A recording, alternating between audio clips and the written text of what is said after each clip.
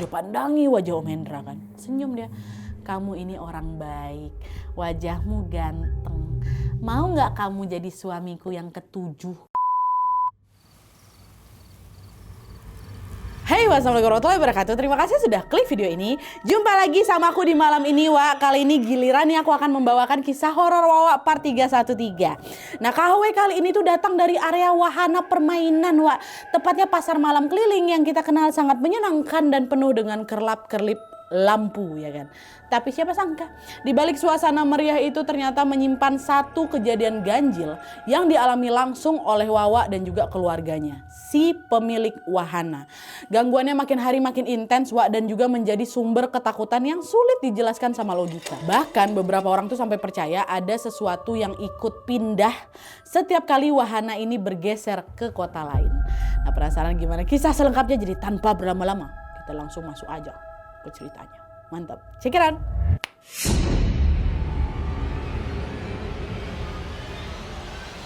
Oke, Wak, jadi kisah kali ini dikirim sama kita yang bernama Elis dari Jawa Barat. Halo Elis. Nah, pengalaman horor ini dialami sama Elis dan keluarganya sekitar tahun 2013, Wak, atau 12 tahun yang lalu.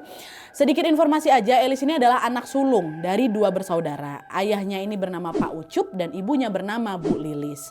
Pada masa itu, Pak Ucup ini punya usaha pasar malam keliling, Wak. Jadi semacam karnaval atau hiburan rakyat atau wahana permainan yang buka sementara di suatu tempat, lalu nanti di lain waktu akan pindah ke kota-kota lain. Biasanya di sana ada wahana permainan kayak komedi putar, biang lala mini, stand makanan, dan permainan tradisional lah. Pokoknya banyak gitu kan. Nah, usaha ini bukanya bergantian, Wak. Kadang di kota S, kadang di kota I. Ini kota-kota yang ada di Jawa Barat tuh, Wak.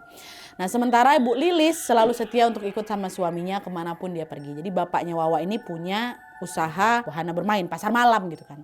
Nah, kisah horor ini terjadi ketika Pak Ucup buka pasar malamnya di kota I yang ada di Jawa Barat ini. Pada saat itu Pak Ucup ngajak istrinya, ngajak anaknya, terus ngajak dua adiknya yang namanya Om Hendra dan Om Ipan. Serta juga beberapa karyawan untuk menjaga wahana-wahana mereka. Di kota I ini Pak Ucup ini akan membuka beberapa permainan, Wak, macam ombak air, kora-kora, rumah hantu, dan juga lain sebagainya. Biasanya karyawan dan keluarga yang ikut ke sana akan tidur di tenda yang masih satu area sama pasar malam, Wak. Jadi mereka tinggal di sana. Jadi di antara wahana itu ada tempat khusus yang dijadikan base camp lah gitu Nadia untuk istirahat, kata Elis. Nah, di hari pertama buka, Wak, pengunjung yang datang itu ternyata nggak terlalu banyak. Tapi di situ Pak Ucup masih positive thinking nih. Ya udahlah, mungkin orang-orang belum tahu kalau pasar malamnya udah buka. Siapa tahu besok makin rame. Sayangnya hari-hari berikutnya pasar malam tuh justru makin sepi, Wak. Bahkan pernah Nadia ya, satu malam nih, pada suatu malam pengunjung tuh bisa dihitung jari. Bayangkan makin sesepi apa itu. Wahana kan bisa besar kan. Nah, karena makin jarang yang datang ya para karyawan jadi makin banyak waktu luang lah jadinya. Nanti di waktu luang itu biasanya mereka bakal ngumpul di base camp, ada yang main kartu sambil nungguin pengunjung dan lain sebagainya. Tapi pas diperhatikan lagi sama bapak nih, Wak, sama Pak Ucup, kondisi pasar malam yang sepi ini sebenarnya agak aneh loh, Wak. Soalnya lokasi pasar malam yang dipilih sama bapak aku itu Nadia ada di tengah kota yang biasanya nggak akan pernah sepi. Tapi ngapa ini sepi ya gitu loh. Tapi meskipun sepi mereka tetap buka, Wak. Pasar malam tetap buka dari jam 6 sore sampai jam 12 malam. Setelah pasar malam itu tutup, beberapa karyawan masih ada yang suka begadang dan nanti baru tidur sekitar jam 6 pagi gitu. Biasalah kayak gitu kan. Awalnya semua masih terlihat biasa-biasa aja, Wak. Sampailah pada suatu malam mereka mulai ngerasa ada yang aneh nih di lapangan pasar malam itu. Nah, pada suatu malam, di malam ini ya, suasana pasar malam itu terasa agak beda dari biasanya. Memasuki jam 12 malam, semua orang udah pada ngantuk nih. Padahal biasanya kan mereka kuat kali melek sampai pagi kan, Wak. Cuma jam 12 malam tuh pada ngantuk semuanya. Nah, karena udah gak tahan dah, para karyawan ini buru-buru lah nutup wahana, bersiap-siap, beres-beres. Sementara ada juga pedagang-pedagang makanan ini yang juga lagi beresin dagangannya. Termasuk salah satunya Bu Juju. Bu Juju ini penjual pop es, Wak, di situ. Waktu itu Bu Juju ini lagi nyuci gelas di bak kecil di luar kiosnya. Dan pas dia lagi nyuci gelas ini, Bu Juju ngelihat Bu Lilis, mamanya Wawa, lagi jalan, Wak, di depan dia. Tapi anehnya penampilannya Bu Lilis malam itu tuh beda dari biasanya. Dia pakai kebaya warna biru, terus pakai jari, rambutnya disanggul, wajahnya full make up, Wak. Terus dia nggak pakai sendal. Nengok itu Bu Juju ngeluh pula, negur lah kan. Loh, Bu Lilis belum tidur. Mau kemana dandan cantik-cantik kayak gini? Bu Lilis biasanya penampilannya biasa-biasa aja, Wak. Biasa pakai kaos, pakai celana panjang, kayak gitu-gitu aja, pakai sendal gitu kan. Enggak. Ditanya lah makanya sama Bu Juju kan. Nah, dengar itu Bu Lilis tiba-tiba berhenti. Terus dia ngelihat ke si Bu Juju, dia senyum. Dia nggak ngomong apa-apa, dia nggak jawab apa-apa. Nah nggak lama kemudian dia jalan lagi tuh, menuju ke arah rumah hantu. Di situ Bu Juju bingung, ini Lilis ngapain ke rumah hantu? Mana nggak pakai sendal lagi? Dan by the way nih Wak ya, itu jalan mau ke rumah hantu ataupun di area pasar malam itu berkerikil Wak, berkerikil-kerikil tajam. Siapapun yang masuk ke sana itu pasti pakai alas kaki, pakai sendal, tidak pakai sepatu.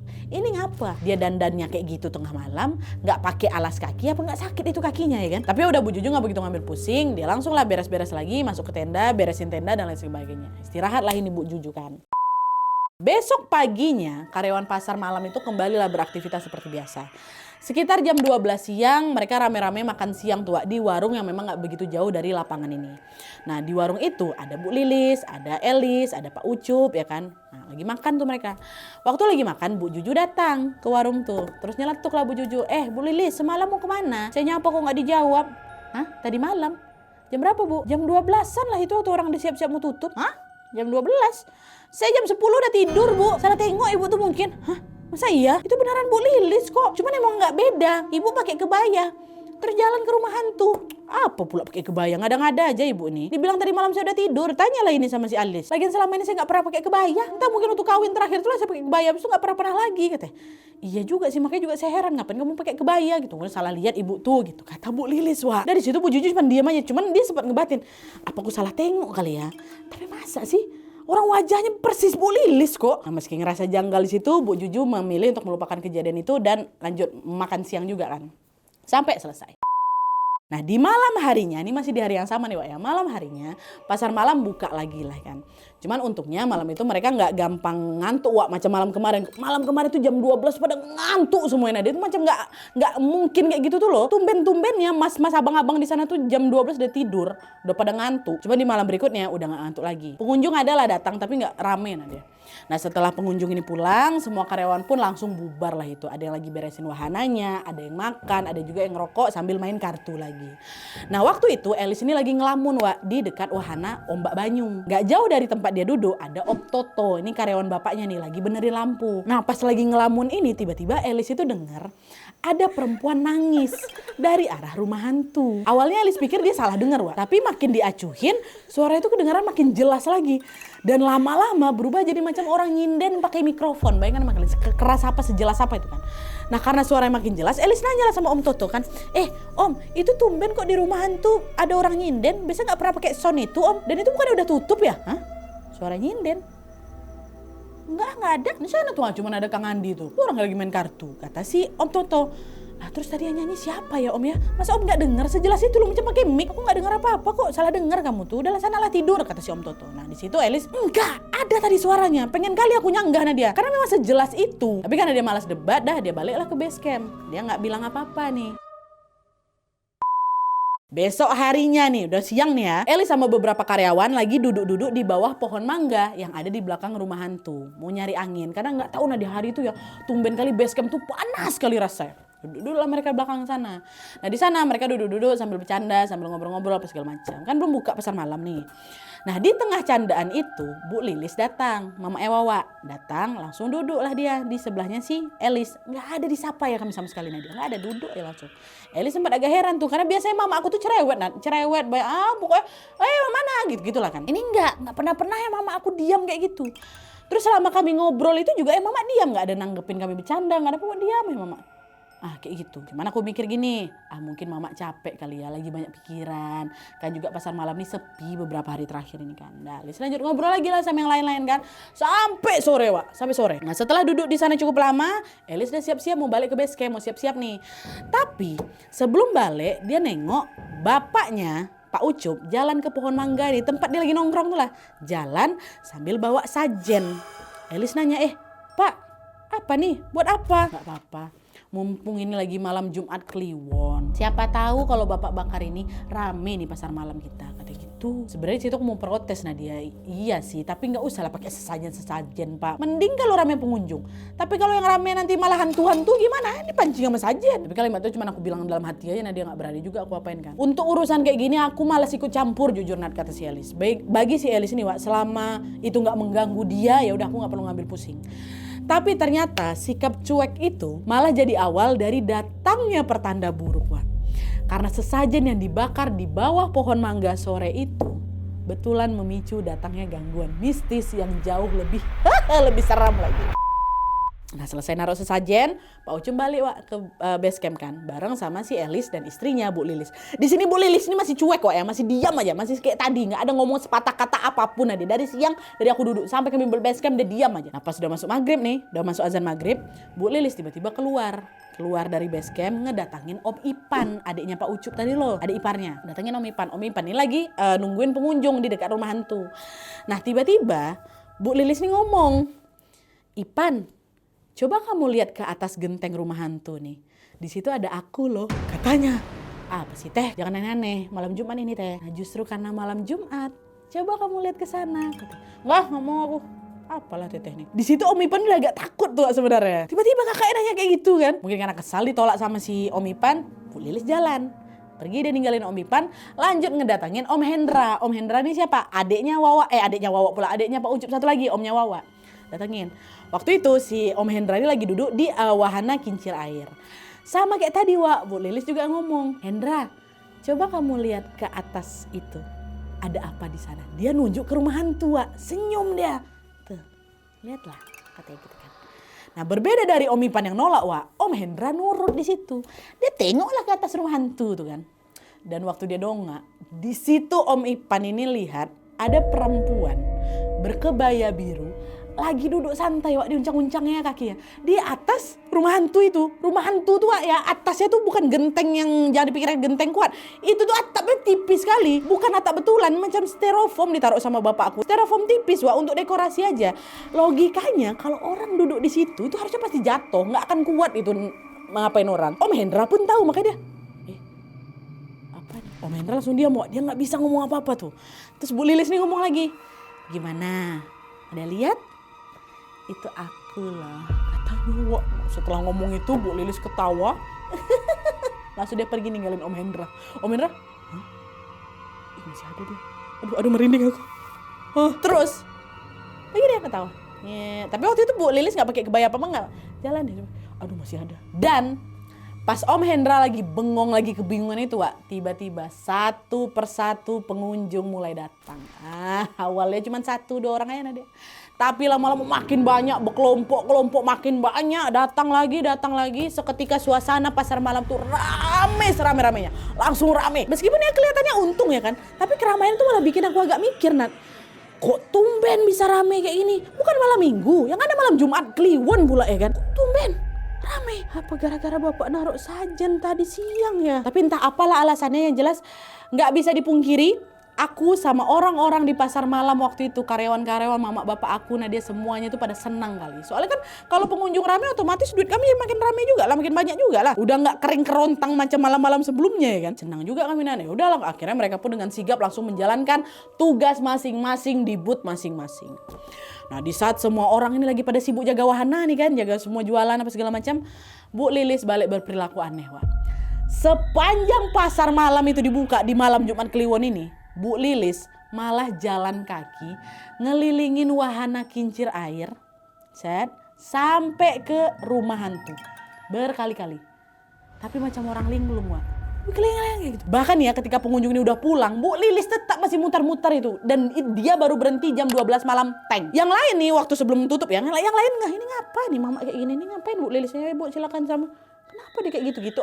Ada. Tapi kan mereka gak bisa ninggalin tugas mereka kan Wak. Makanya gak ada satupun yang nyamperin Bu Lilis. Ibu kenapa gitu? Gak ada. Itu pun Bu Lilis baru berhenti keliling tuh selain jam 12 tank. Dia berhenti setelah papasan sama Om Hendra. Di situ Bu Lilis bilang, Dra, badan teteh kok rasanya sakit semua ya. Capek kali rasanya. Ya gimana gak capek teh, orang dari tadi teteh jalan-jalan terus. Udahlah sana bersih-bersih dulu, habis itu tidur, kata si Hendra. Nurut Bu Lilis Wak, masuk dia ke base camp. Bersih bentar, terus mau istirahat. Sementara Elis, Pak Ucup, sama beberapa karyawan lain lah itu masih ada di luar tuh. Ada yang beres-beres wahana, ada yang udah selesai main kartu lagi, duduk-duduk kayak gitu kan. Terus masih di malam yang sama, paling cuma jam 12:30 lah dia. Setelah kami bersantai gitu, jam 12:30 malam. Tiba-tiba Bu Lilis teriak, manggil suaminya, manggil Hendra juga. Bapak Hendra gitu. Mereka langsung cek lah ke dalam ya kan. Kami masih stay di luar, masih tetap dengan aktivitas masing-masing. Gak lama dari itu Pak Ucup sama Om Hendra ini keluar sambil mapah Bu Lilis. Wah. Terus di situ Om Hendra langsung nyuruh orang-orang yang lagi main kartu di terpal, woi minggir dulu. Soalnya Bu Lilis mau ditidurkan di terpal itu. Waktu itu semua orang masih bingung, ini kenapa nih, kenapa? Mama aku kenapa? Bu Lilis kenapa kayak gitu? Nah di tengah kebingungan itu tiba-tiba terdengar lagi suara teriakan dari arah rumah hantu. Weh kurang ajar ya, siapa yang ngerjain aku? Katanya. Laki-laki yang datang, rupanya siapa? Kang Andi, karyawan yang memang ditugasin jaga rumah hantu kan. Datang dia marah-marah, mukanya panik. Terus kenapa nih? Apa nih, kurang ajar apa? Sesuatu ditanya, dia bilang, tadi ada yang aneh di dalam. Aku dengar ada orang bersenandung di dalam. Tapi waktu aku cek sound system semua udah aku copot loh colokan-colokannya. Pasti ada yang ngerjain aku kalian kan? Kalian yang ngerjain. Mana ada nggak sempat nih, kok tengok nih Bu Lilis nih. Pak Ucup langsung nangin. Udah semua tenang. Malam ini kita semua tidur ramean. Nggak ada yang di wahana-wahana masing-masing. Tidur ramean di base camp. Belum sempat reda lagi nih ya, gangguan berpindah lagi ke Bu Lilis yang lagi lemah ini. Wajahnya yang tadi lemas tadi tiba-tiba tegang. Matanya melotot, tangannya ngecengkram gitu kan. Seolah dia mau nyakar. Dia kayak lagi nyari orang, dia nengok ke kanan ke kiri macam mau siap-siap nyerang nih kan. Terus Om Hendra langsung wah kesurupan teteh aku ini. Betul Wak. Gak lama setelah itu Bu Lilis langsung garuk-garuk terpal tempat dia dibaringkan itu. Dia melotot ke arahnya si Elis anaknya, dia geram kayak harimau. Gitu. Pokoknya orang kerasukan kayak gimana sih. Nah di situ Om Hendra bilang, siapa kau? Ngapa kau rasukin tetehku? Dengar itu sosok yang ngerasukin Bu Lilis itu langsung noleh ke Om Hendra. Mana orang yang sombong itu, kata dia gitu. Orang sombong siapa nih? Ada orang yang gak mau nengok wajahku. Mana dia? Aku cari di sini nggak ada. Dia lagi nyari orang yang sombong, yang nggak mau nengok wajah dia. Siapa yang nggak ada di sini? Dicek kan sama bapak kan. Satu-satunya orang nggak di situ Om Ipan. Jangan Ipan nggak ini masuk nih. Ipan soalnya nggak ada di sini. Cepat panggil Ipan weh. Pan sini kau dulu sini. Rupanya Om Ipan memang lagi ada urusan, lagi beberes kan. Datanglah Om Ipan Wak. Nah, waktu Om Ipan ini datang, sosok yang ngerasukin Bu Lilis ini langsung ditamparnya Om Ipan. Ditampar. Aku ketawa ya, pokoknya ditampar Om Ipan. Terus dia bilang, sombong kali kau nggak mau lihat aku. Aku paksa tetap nggak mau tengok ya. Seganteng apa emang kau? Katanya gitu. Dengar itu shock lah. Oh iya. Merinding dia langsung. Karena dia ingat tadi sore memang dia kan nolak lihat ke atap rumah hantu kan waktu disuruh Teh Lilis. Nah di situ Om Ipan baru ini pasti yang ngerasukin teteh aku sosok yang memang lagi duduk di atas itulah. Kesinggung dia rupanya Wak. Dia ngerasa ditolak sama Om Ipan, nggak mau nengok ke atas. Belum sempat tenang lagi Om Ipan ini Wak. Tiba-tiba ditampar 2 kali Wak. Kanan kiri ditampar sama siapa ini, sama si sosok ini. Kok seganteng apa? Udah kupanggil, kupaksa, tetap aja gue nggak mau tengok. Sombong kok memang ya. Nggak kayak dia.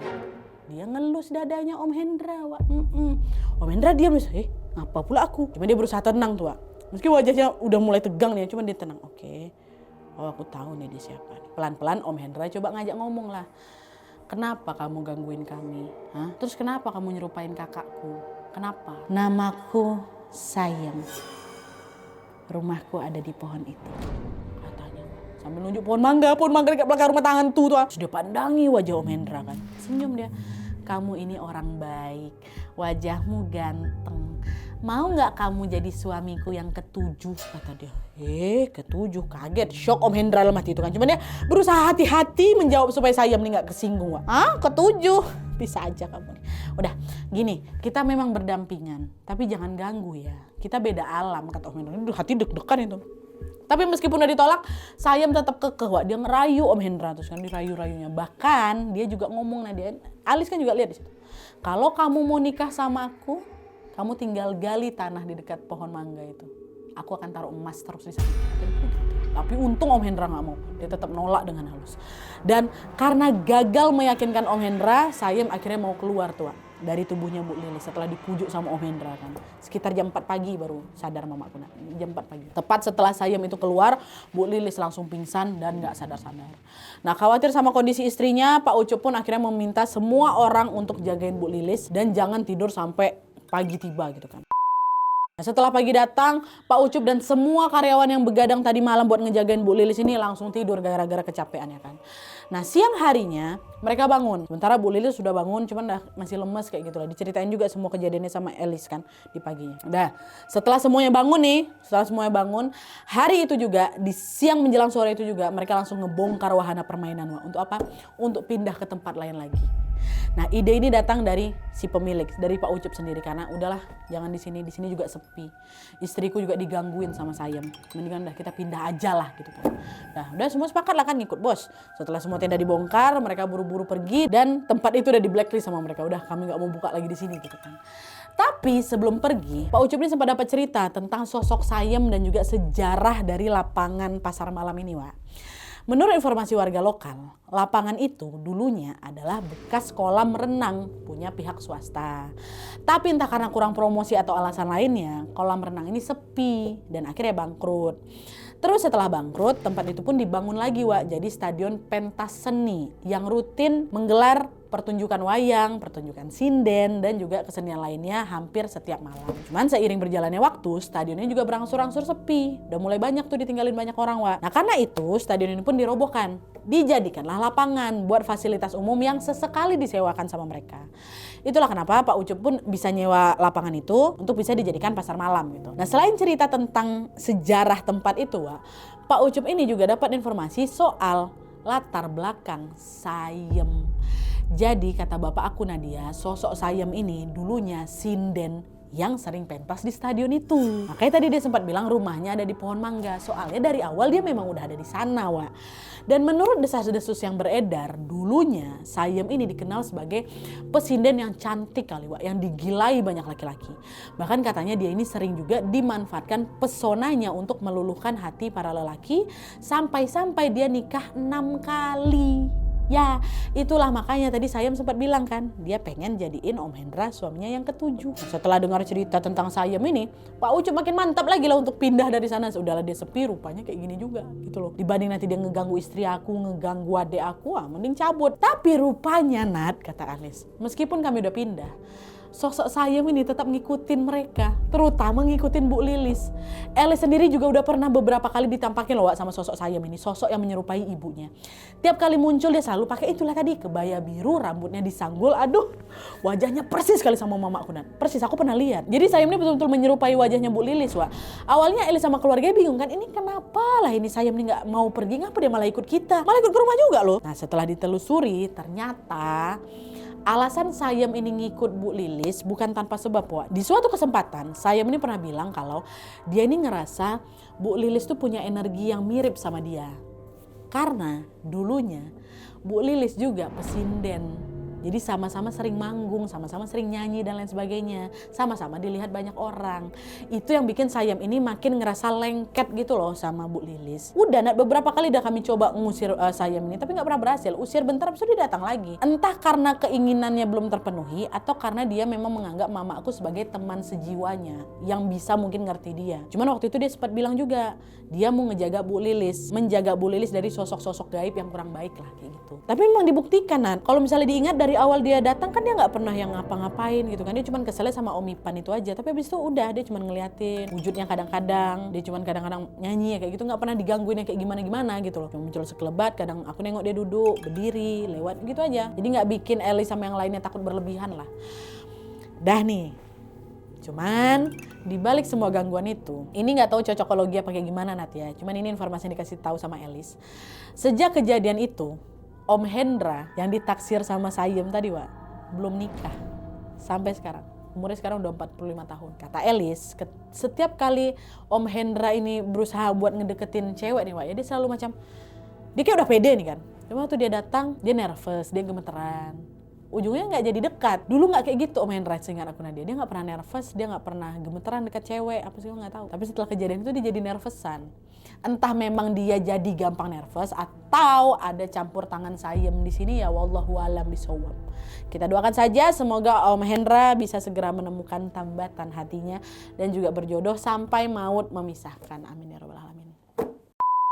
Oke, Wak, jadi itu tadi kisah Sayem, penjaga pohon mangga yang suka menyerupai wajah mamanya Elis. Kadang yang bikin kita takut tuh bukan karena sosok itu jahat, Wak, ya, tapi karena arwah mereka ini belum tenang. Sama macam si Sayem ini.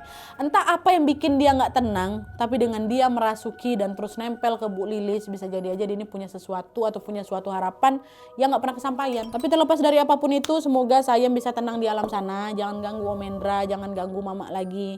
Ngomong kayak ini rupanya datang dia. Namanya udah berapa kali ku sebut di sini kan. Katanya kan kalau 3 kali namanya disebut dia datang. Coy, semoga kamu tenang ya, karena sekuat apapun keinginan kamu untuk tetap di dunia, akan ada saatnya kamu harus betul-betul pulang. Asik. Dan buat Om Hendra, kita doakan sama-sama semoga tidak ada lagi hal-hal yang bikin Om ragu untuk melangkah, karena nggak semua yang datang ke hidup kita ini harus selalu kita terima Om. Ada juga beberapa hal yang cukup kita tolak. Lalu kita lanjutkan hidup seperti biasa tanpa harus menoleh lagi. Oke, jadi itu tadi ceritanya, gimana menurut kalian? Kalau kalian juga pengen berbagi kisah horornya, boleh langsung kirim aja ke email boleh langsung kirim aja kisahnya ke email kisahhororwawa@gmail.com, sertakan juga nomor WhatsApp sama Instagramnya supaya nanti kami gampang hubungin kalian kalau misalnya kisahnya di video selanjutnya. Mengirimkan kisah ke email kisahhororwawa@gmail.com ataupun juga email sebelumnya berarti sudah bersedia kalau kisahnya di-up kapan saja. Jadi tolong soal perizinan dan lain-lain dipastikan dulu. Ya, oke, jadi sekian dulu videonya. Terima kasih banyak yang sudah menonton. Kalau kalian suka video ini, klik like-nya. Jangan lupa komen di bawah dan saran-saran untuk selanjutnya. Jangan lupa nyalain notifikasinya supaya kalian tahu kalau aku upload video baru. And as always, jangan lupa untuk klik tombol subscribe supaya kalian sama-sama tahu informasi menarik dan menegangkan dari channel aku. See you next video, bye.